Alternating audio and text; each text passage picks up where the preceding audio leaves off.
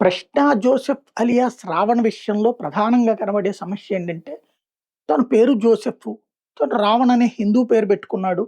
హిందువులు విలన్‌గా చూసే రావణుడు పేరు పెట్టుకున్నాడు. ఎందుకంటే నేను హిందువులకి విలన్ అని చెప్పుకోవడానికి.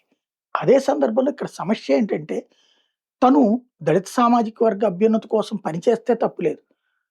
అలాగే తనకు సంబంధించి మతం మారున్నప్పుడు తను మారిన మతానికి సంబంధించిన క్రైస్తవ మత ప్రచారం చేసుకోవచ్చు.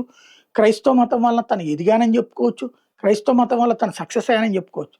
కానీ క్రైస్తవ మత ప్రచారం చేసుకుంటే తప్పులేదు గానీ, ఎదుటి మతాల్ని దూషించడం, హిందూ దేవుళ్ళని దూషించడం, హిందూ దేవుళ్ళని ద్వేషించడం, హిందూ దేవుళ్ళ మీదన దారుణమైన కామెంట్లు చేయడం. ఇది అతనికి సంబంధించి. రాజకీయం పక్కన పెడదాం. బట్ హిందూ దేవి దేవతలను దూషించడం అనేటటువంటిది ఒక రొటీన్‌గా నడవటం. అలాగే నీ మతానికి సంబంధించినటువంటి వ్యక్తికి ఏమీ జరగకపోయినా ఏదో జరిగిందనేటటువంటిది ఆ పాస్టర్ విషయంలో ప్రచారం చేయడం. ఇక్కడ స్వామీజీల విషయంలో దారుణమైనటువంటి కామెంట్లు చేయటం.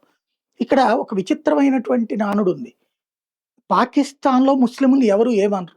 ఎందుకు అంటే అక్కడ ముస్లింలు మెజారిటీ గాబట్టి. అదే సందర్భంలో భారతదేశంలో ముస్లింలు ఎవరు ఏమనరు. ఎందుకంటే మైనారిటీ గాబట్టి. ఇదేం లెక్క? అదే లెక్క. అలాగే హిందువుని పాకిస్తాన్‌లో కొడతారు, చంపేస్తారు. బూతులు తిడతారు. ఎందుకంటే అక్కడ హిందువులు మైనారిటీ గాబట్టి. భారతదేశంలో హిందువులు తిట్టబడతారు. హిందూ దేవుళ్ళు అవమానించబడతారు. ఎందుకంటే మెజారిటీ గాబట్టి. ఇదెక్కడ లెక్క? ఇలాంటి వాటిట్లల్లో వాళ్ళేమన్నా మాట్లాడతారా? లేదే. ఆ దైవ దూషణ చేసి, పైగా దాన్ని సమర్థించుకుంటా తప్పేంది అనేటటువంటి వాదన కరెక్టా కాదన్నది ఆత్మవిమర్శ చేసుకోవాలి.